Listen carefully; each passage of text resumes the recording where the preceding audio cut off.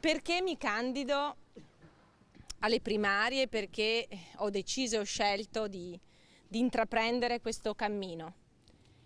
Perché vogliamo vincere, perché voglio vincere questa sfida, perché voglio che il mio partito, il nostro partito e i tanti cittadini veneti che credono in una vera alternativa possano farcela. Alessandra Moretti ha scelto Vicenza, la sua città, il comune che l'ha vista esordire in politica, per ufficializzare oggi la sua candidatura alle primarie del Partito Democratico, primarie che sanciranno il nome da opporre a quello dell'attuale governatore del Veneto Luca Zaia.